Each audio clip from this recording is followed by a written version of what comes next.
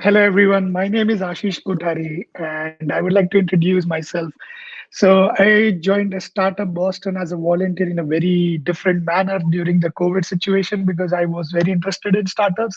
So, I just filled out a volunteer form, and here I am.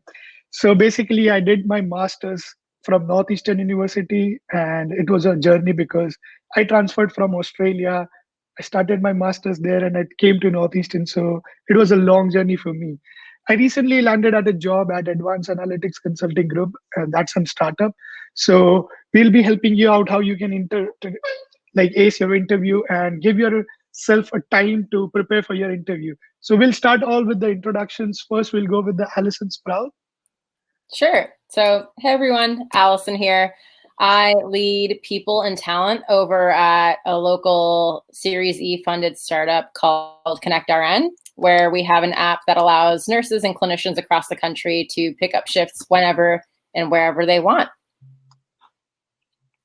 Guess I will toss it over to Christina. Yes. Popcorn style. Yeah, thank you so much, Allison. So nice to be here. Thank you for inviting me, Startup Boston. I'm so excited to be sharing some of my wisdom. So my name's Christina Costa. I am a career and empowerment coach, and I primarily work with modern day job seekers who are looking to transition their careers or are looking to pivot into the tech industry. I'm really, really passionate about diversity and inclusion and diversifying the tech industry, especially in the startup world. So a little bit about me, other than coaching clients and helping them land the jobs that they deserve and the salaries that they earn. I also am a career program manager at a nonprofit called Parachute Bridge, where I lead the career program working with primarily first generation college graduates and young Black and Brown professionals looking to break into their next career. Prior to that, I've worked at multiple startups, actually. I have 8 years experience working in tech. Started at PayPal, went on to HubSpot, then went on to working at really small startups, one called a fintech startup, an ed tech startup, and also worked at Drift. And then most recently at another career training startup where I trained over 350 job-seeking software engineers. So I'm really excited to be here. Thank you again. And see. We'll move to Mark Hardy, the last speaker of the day today. Hey, everybody. Thanks for having me. Thanks, Startup Boston. My name is Mark Hardy. I am the director of the Entrepreneur Innovation Center at Framingham State University here in Metro Boston. I also teach entrepreneurship. I've been a founder and a joiner, and I'm a career coach at Harvard Business School and at the MIT Sloan School. So this topic is something that not only do I enjoy, but it's kind of right up my alley. So I'm excited for the questions. And all of you out there, please submit questions. This goes so much better when we get your real live questions. But we've got a few that we can queue up to get things going. So jump in the chat stream and add some questions so that we can be very live in doing this. Okay, so everyone, like we know that most of them are graduates now, so we are looking out for jobs, and it has been a difficult time due to COVID. So everyone has this question, okay, how do I tackle this situation in an interview or that situation in an interview? So whenever you are interviewing, there are certain situations you need help with, or you need to improve yourself, and that's what you are getting rejections for. So we'll help you moving ahead with that, but we'll be very happy if you give out your original Q&As in the Q&A section, and we'll be very happy to pursue that too. So we'll start off with the first question. So what is the most important thing for the first interview, and what do you understand about the company? And inside and out, you need to research. So what kind of research would be going handy to prepare for your first interview? So we can start with this. How about Allison? Do you want to go with this? Yeah, sure. Happy to take this one. Ultimately, and you've kind of already hit the primary nail on the head, is that you should do research before your first interview. I can't tell you how many times I hop on the phone with candidates and they're like, "Oh, I've applied to so many jobs now, I honestly don't even remember who you are." And that's like an immediate face palm for any recruiter to hear, right? So Yep. I mean, point number one, do research. Now, in terms of what research to do, ultimately, that's going to depend on what you're passionate about. I hear from a lot of POC job seekers that researching about a company's demographics, who makes up their leadership team, what does their diversity, internally look like, and their underrepresented representation internally. That makes sense, right? And so, taking a look at that, I think that knowing point blank, what does this company do, is also something super duper basic, but very mission critical to your success in the interview process, that oftentimes people don't come in knowing, and is, very, very important first off. And it's also, I want to say, okay, if you do the research, but you still don't quite understand what that company does, there are a lot of B2B SaaS companies in Boston where I have no idea what they do because it's highly technical products, right? And so being upfront to say like, hey, I did some research and here's what I've gathered. Would you mind helping me to fill in the blanks? I have zero problem filling in those blanks. But if you have straight up zero idea about what we do, then that's not going to be a good look. Yeah.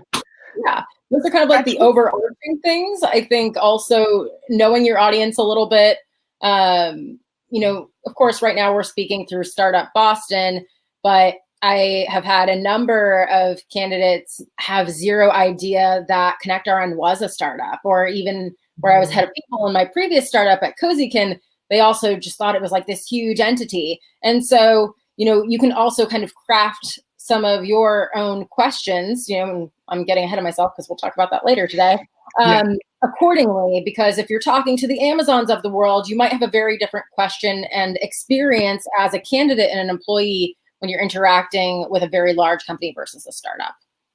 Yeah. That's from Allison. So we would also like Christina to put some views on that. I was going to say, I can add a few pieces there. So definitely Allison nailed it on the head.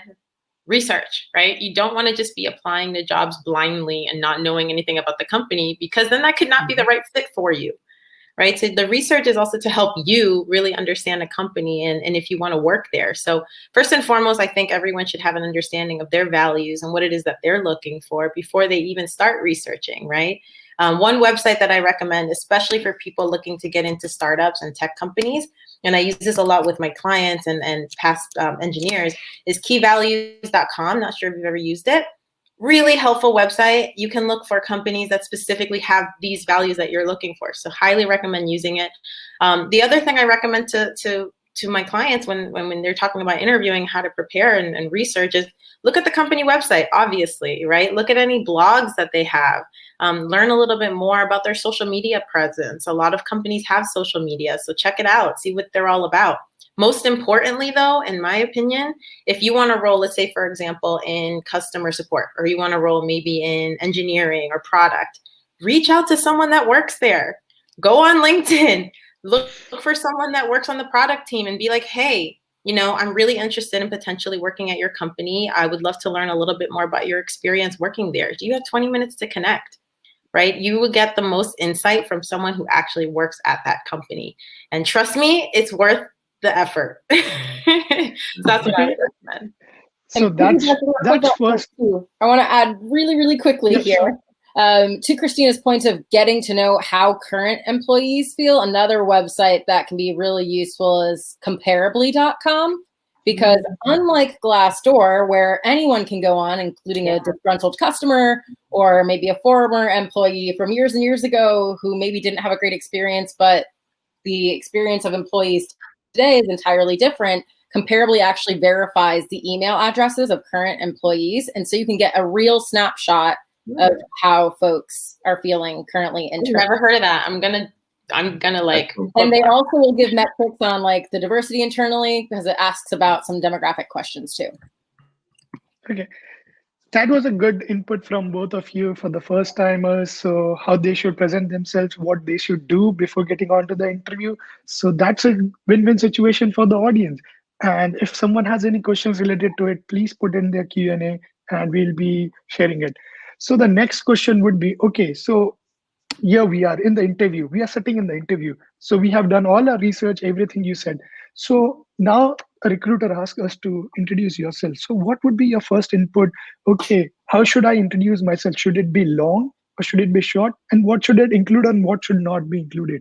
So that way we can pull up a package to the recruiter. So Mark, why don't you go with this first? Sure. When you're introducing yourself, I think it's very important that you summarize the type of professional that you are. You want to be careful not to just start walking through your resume and into the past and just give this really long-winded answer, but instead describe yourself as who you are professionally. I am an operating professional, or I am a sales professional. Nice, tight headline. Whoever you're talking to remembers that right away, and then you can provide more detail about how you became that type of professional. So you want to be careful, and depending on the type of interview, whether you're Zoom interviewing, on-call interviewing, or actually in person, you want to actually be very careful about how much time you spend introducing yourself, because each medium is a little bit different. When you're in person, there are a lot of cues that the interviewer can get from you that complement the interview process. But when you're on the phone, it's just audio. So you want to make sure that you're concise, talk a little bit about recent experience, again, headline who you are, and give that interviewer enough that they can follow up with a question about perhaps more in your background. The first question isn't the question that you take and run with in some sort of encyclopedic answer. The first question is basically an opportunity for you to say hello, headline who you are, and begin this nice dialogue of talking about yourself, the skills you bring, and who you are professionally, with what the company is looking for in that particular role. Okay, so I would ask Christina that, okay, so we heard about Mark's input in this. So what do you think, how long answers you would like to hear about yourself when someone speaks about themselves? What would be a time period when you get, okay, yeah, this is it? Yeah, so this is something I specifically do a whole training on, because at the end of the day, the tell me about yourself question, how many people in the chat put a 1 if you've gotten the tell me about yourself question at some point? It's literally the most common question that you will get in an interview. And do you guys want to know why that's the question that's most common? And I'm going to be really honest with you guys. It's because most of the time when you're going into an interview, the person who's interviewing you a lot of times hasn't done the research on you, has barely even looked at your resume, and they're like, okay, so tell me about yourself. So it's really your opportunity. It's a great opportunity for you to market yourself, sell yourself the way you want to sell yourself, right? So as Mark mentioned, coming in with a strong intro. My name's Christina Costa. I'm a career and empowerment coach, and I enjoy working with diverse job seekers on the modern day job search. That is my intro, right? And then from there, I usually have a formula where I go one-liner, give your one-liner.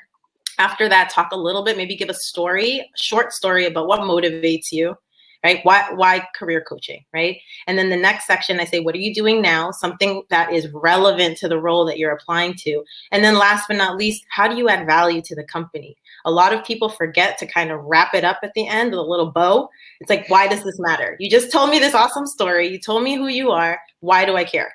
Right. So that's something that I always train my clients on, because it really is your opportunity to brand yourself and sell yourself how you want, and come in with a strong intro that will, I guarantee it, if you practice this, you will feel confident, much more confident throughout the rest of the interview. And normally I say 90 seconds max. You don't want to talk too much where the person's like, oh, I'm bored. But I would say around 60 seconds so that you give enough context and information about yourself. Okay, so I have a quick question because I recently gave an interview. So I was completely opposite to what you guys did. Okay, so I'm being honest. So actually, I gave a brief introduction about myself and how I got into such projects and what made me do such decisions. So I give them a complete background of myself. But actually, I feel somewhere that kind of helped. So what would be your point of view on that? Because I gave details that I transferred from Australia to Northeastern. I gave the reasoning about it. Then I also gave why I'm interested in what I'm doing in masters. So that was a long introduction. So what do you guys think about that one? Yeah, go ahead, Mark.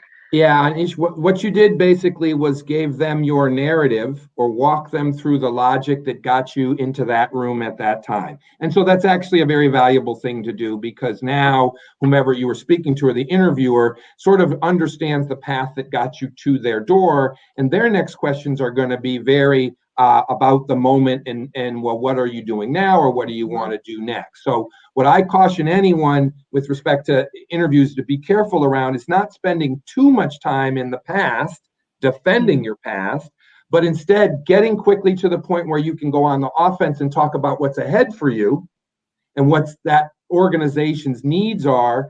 And so you set yourself up on each, actually you set yourself up very well to say, I followed a certain path and now here I am today. And now together with that interviewer, you can actually spend a bit more time thinking about what's ahead. They know the path that you travel, they know what's ahead for them, and they want to put those two together. So even though you queued it up as saying, well, gee, I didn't really do all of that, Yeah. you actually set yourself up with a nice narrative that brought them all the way along to the present day, and now they're ready to talk to you about the present day and what's ahead. Okay, that's a nice input. Thank you so much.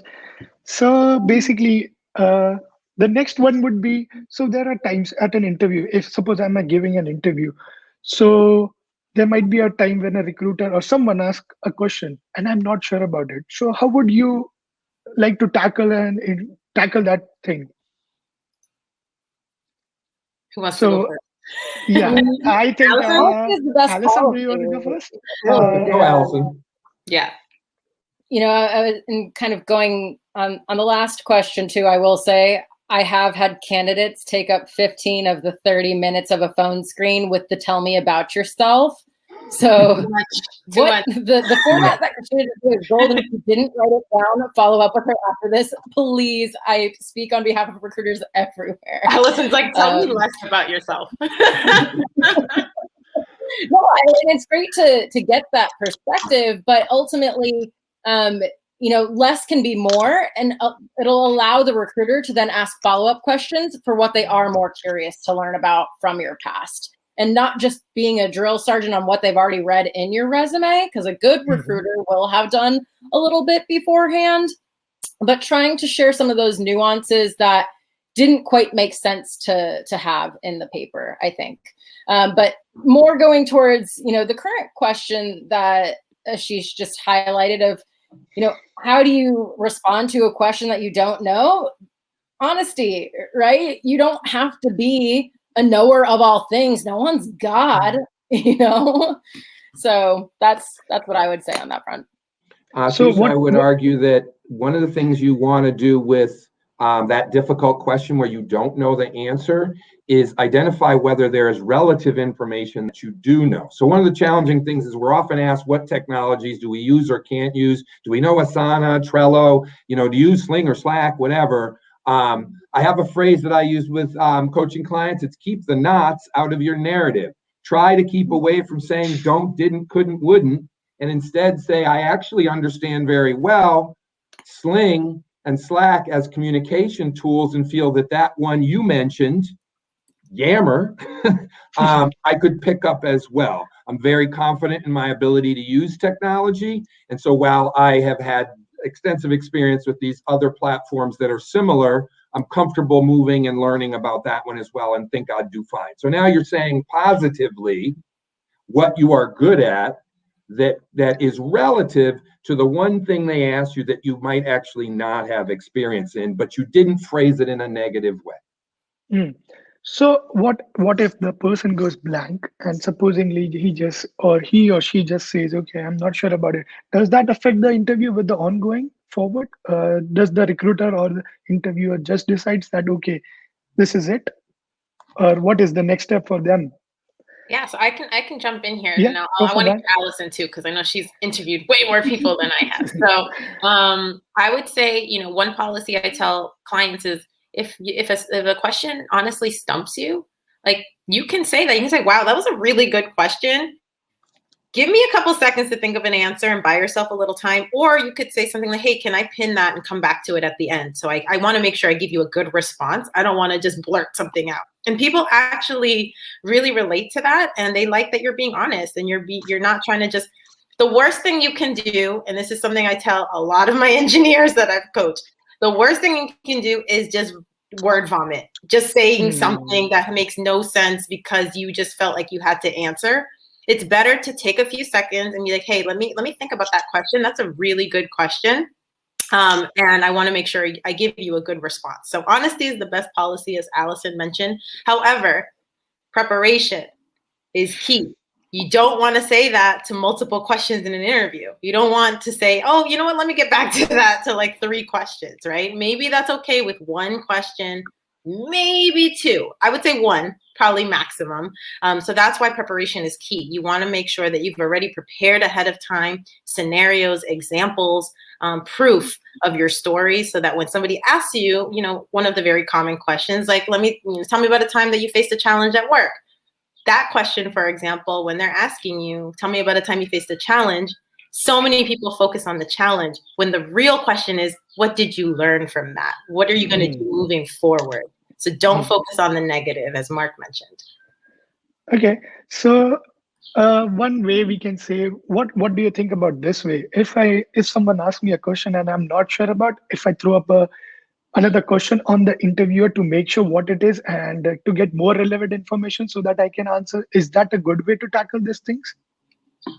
So asking the interviewer to either repeat the question or provide a little bit more clarity or detail is actually a very good way to not only prepare yourself to answer, but also to make sure you're actually answering the question. So often, and Christina said this, we zero in on challenge and we lose track of the breadth of the question. And actually the challenge wasn't what they want to hear, but more, are you aware of having learned something from a difficult experience? We all blank in interviews once in a while. It happens to pretty much the most seasoned interviewer. We go blank. You're not gonna fall face first in an interview just because you didn't answer one question perfectly. But you have to recover. If you're struggling with a question, can you ask them to either restate it or give an example so that you can get some time to think about how you might answer that question? Bear in mind that questions in interviews, and we're all talking about startups, right? So you're not dealing with someone who's a pro interviewer necessarily. You might just have walked into a little company and there's 8 or 9 of them and you seem to be bouncing around and people come over to the table and all of a sudden you're being interviewed. Stay calm, recognize that these individuals are curious to get to know you. They don't have a tablet report that they're checking off boxes. So get the conversation going, reduce the interrogation and get the conversation going. Like Allison said, be very honest. Be very honest that this is something that I actually haven't had an opportunity to work in or do, and I'm excited to learn. But quite frankly, in my past, I've done this and this and this, and those give me the encouragement and the confidence that I could be successful in the organization. I think we'll circle back to more about the environment in startups, but quite frankly, you will get stumped once in a while, and practice just getting out of that mode where you've drawn a blank, and move forward. One time is not going to kill an interview, quite frankly. Okay, guys, so what do you think about that? And put your questions in the Q&A section so that we can answer more questions relevant to you. So the next question would be the most common and most questions that people fail to answer properly, and they always think, okay, what is the right answer to this? So this would be hard for you guys to. So whenever someone asks, what are your weaknesses? So that's the question where students mostly fail to answer because they somewhat think that the question is all itself negative. So how should they make it positive? So I would like Allison, or you go first. Sure. So maybe this answer is a little controversial, but I don't think you should make a positive out of the negative. And hear me out. You're not effing perfect, right? Like, you are trying to bullshit a professional bullshitter, forgive my language. If you're trying to tell me that you are God's gift to man, please be honest and tell me what you are not good at. Because honestly, it is okay that you are not perfect at everything. And I feel like I'm a perfectionist is not actually a weakness, right? It's so overused. If I hear it again, I'm going to vomit, quite frankly. And so being honest, honesty is the best policy. I want to hire real, genuine, people to work at our company, and weaknesses are an important part of that. So that way we can see how all of the puzzle pieces fit together within that team. And so, you know, I'll be honest, I ask about strengths and weaknesses during every phone screen, regardless of whether they're coming in C-suite or entry level. And so many people do falter over that question by not being upfront about it. And they'll kind of dance around and be like, well, you know, honestly, sometimes I'm too upfront with people, but that can also be a strength because they know I'm truthful. And I'm just like, don't add in the last part. Like, if you're blunt, and that's okay. And so I'm not going to try and place you in a team with a bunch of people who have aggressive personalities. Maybe I'll say like, oh, okay, so this person would drive really well with Sandra, who's a little more mellow in nature, right? And so it's important to be honest, is basically the silver lining here, and something I'm very passionate about. Yeah, I agree. I agree with Allison. I want to add a piece here because I totally agree. And I think the worst thing you can do is if somebody says, so tell me about, you know, what is a weakness that you have? If you're like, I don't have any, that's red flag, right? Because that's number one. It shows number one that you have no self-awareness, which is not good, right? We want to make sure that you're aware of, like, everyone has weaknesses, even, you know, Bill Gates has weaknesses, right? Like, everyone has a weakness. So, you know, definitely if you can't think of your own weakness objectively, one thing I recommend to people is ask maybe coworkers, or ask a friend, or ask someone who knows you well and be like, hey, where's one area that you think I can improve upon, right? And be really honest about it. Another thing I recommend is owning the weakness, right? So if your weakness is that you're not a super organized person, like you like more ideas and creating content, this is kind of my weakness. That's what I'm sharing with you all, my weakness, right? But I'll say something, you know, I'm not super organized. That's something that I'm definitely working on, though. I'm taking a class right now to learn how to utilize Asana, to really get that under control, because that's something I do want to improve upon. So you can say, like, this is something that I'm weak at, and I recognize it, I own it, and this is what I'm trying to do to improve on it, right? So that's another great way to answer that question. What would be your views, Mark? Ashish, that Yes, sure. Christina brought up, I want our audience to understand, is Christina brought up self-awareness. That's important. That's what interviews are about. Are you self-aware? Do you know yourself well enough that you can be successful in an environment where everything around you is new? Weakness, strengths, challenges, these are behavioral questions. They don't have yes or no answers. They press you to tell something about yourself in story form. And you want to be sure that what you're communicating is an awareness of who you are and how you did, in fact, or can learn from the experiences that you have. You can Google behavioral questions. You'll get great lists of them. Yes. And you can practice them. It's not hard. But bear in mind that behavioral questioning is meant to inquire as to whether or not you are self-aware. Do you know yourself well enough? Because you're coming into an environment where that's going to be important, or it's a new environment and you want to be yourself in that environment. Excellent point made by Christine. Self-awareness. A follow-up question. What are the recruiters trying to know about by asking this question? This is by Marco. What are they trying to know about asking behavioral questions? Again, about their weaknesses. So what are the recruiters trying to know by asking this question? Well, the weakness, so I'll start. Weaknesses, strengths, challenges, again, they all fall under this umbrella of behavioral questions. So the recruiter's not trying to know something in particular about the weakness question, but will likely ask you a series of questions where they're trying to gauge whether or not you know yourself well enough and how you're able to perform in environments. So again, Google behavioral questions, get a good list of them, practice them, ask yourself where in your career you've been challenged or you've experienced something that really changed who you were professionally. Good prep for an interview is actually looking at different experiences that you've had in your professional career that you could use to answer behavioral questions. And to speak to the self-awareness point, and from the recruiter perspective more directly, I asked that question because I want to know if you have an ego or not.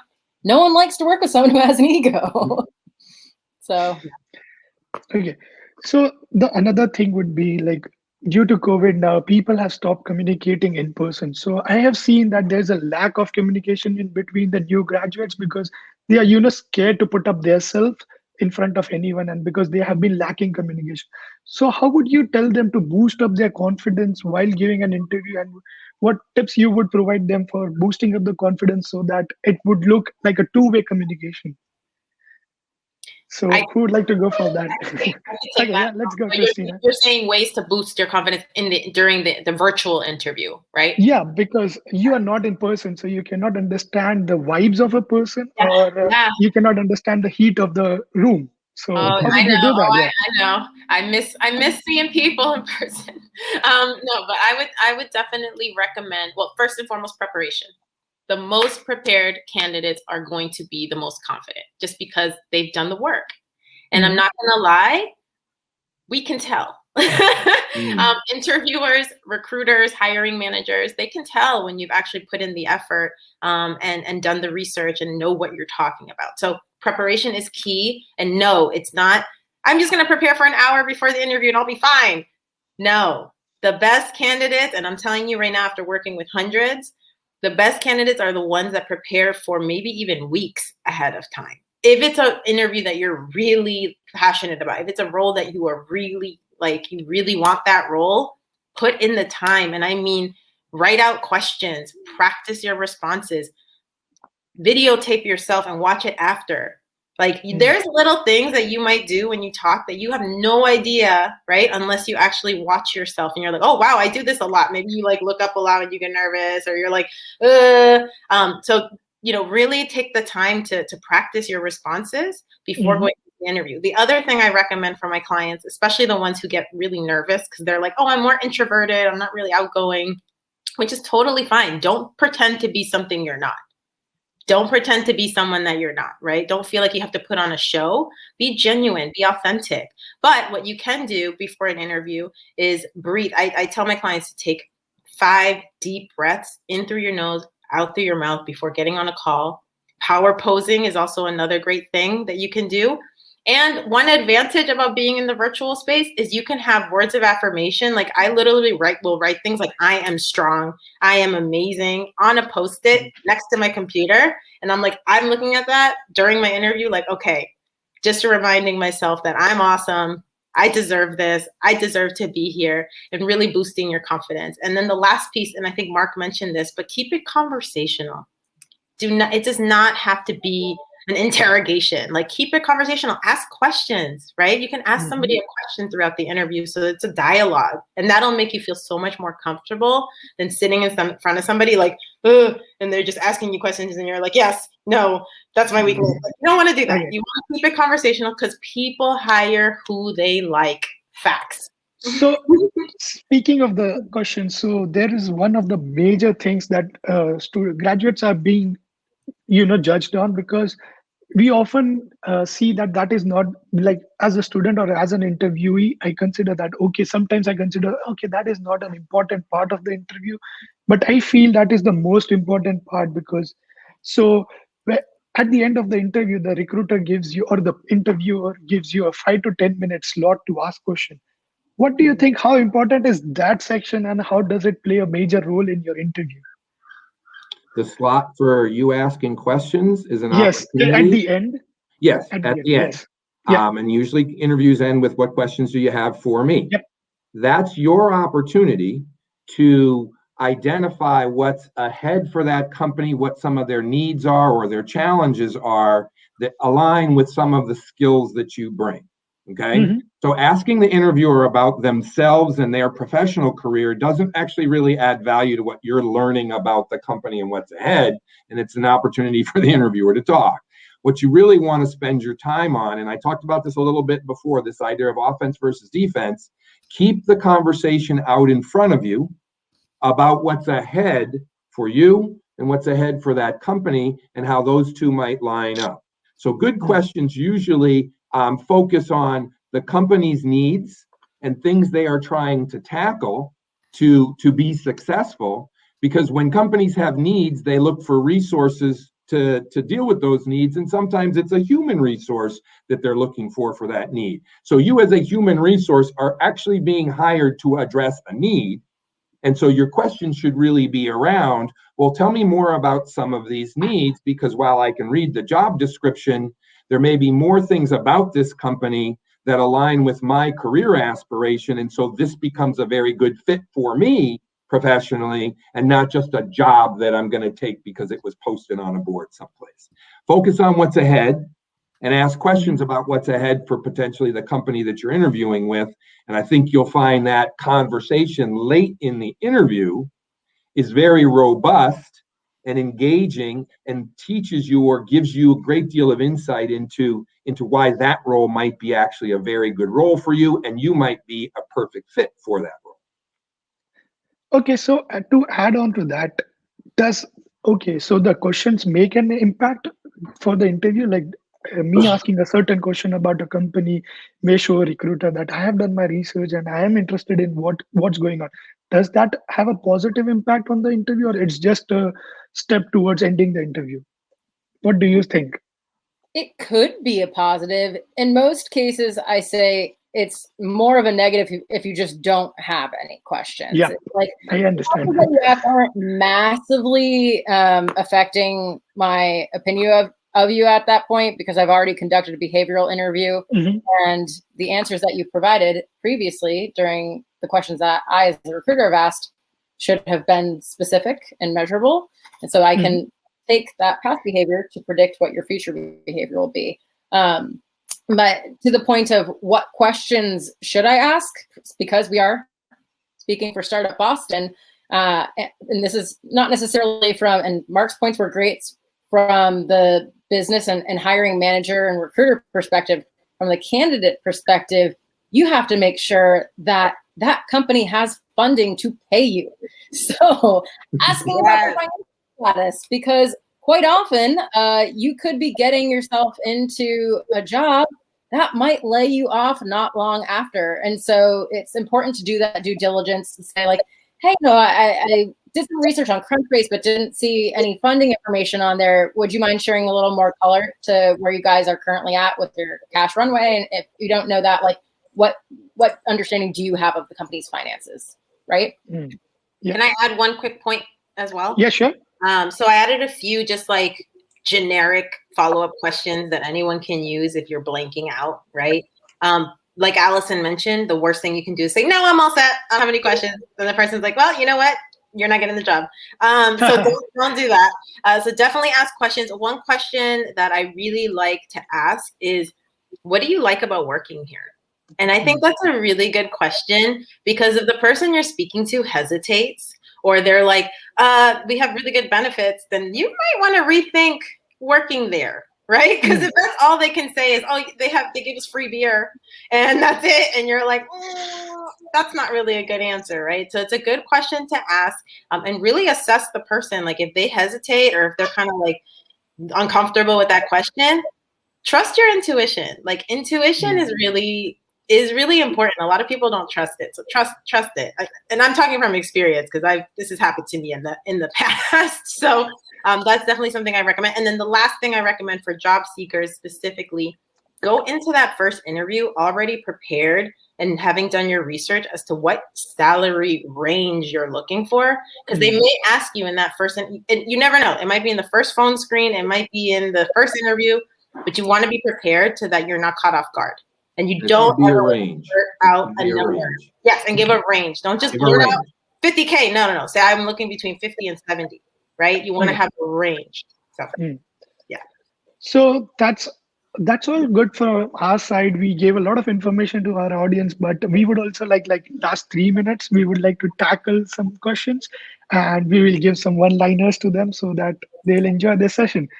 So one person asked, like, what's the best advice for impressing on a phone conversation? Like Disney tells their candidate to smile. So what do you think about that? on a phone conversation, so you're not Yep. going to see the smile, quite frankly. Yeah, that's what.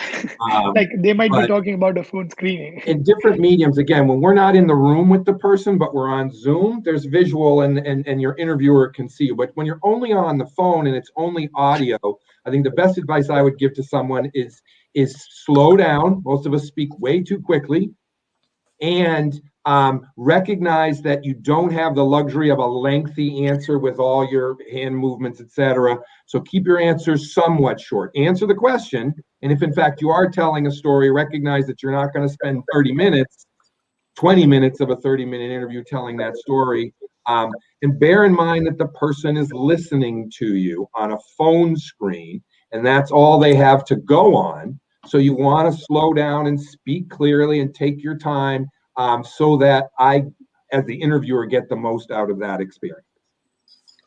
So one more, yeah, uh, good. Go ahead. kind of follow up on that, and one of the questions that we kind of skimmed over a little bit earlier that I wanted to loop back on, but kind of still answers this question, is how to answer those succinctly. So I did just drop the STAR method down into the chat. Yeah. Star. So, Best method ever. am I saying too much or am I saying too little? You always want us to say, what was the situation?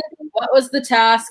What action did you take and what was the result? And if you have all four of those, you'll know that you've done enough to give the answer of what the recruiter needs to hear to determine whether or not you've demonstrated that skill or competency.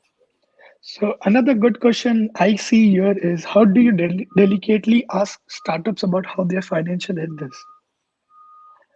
This is kind of a complicated one. Do you really think you should ask someone that question, or it should be just related to I your do salary? personally, as someone who was employee 24, grew a company to 210 months, and then laid everyone off, including myself. Like, you have to look out for yourself, right? Yes.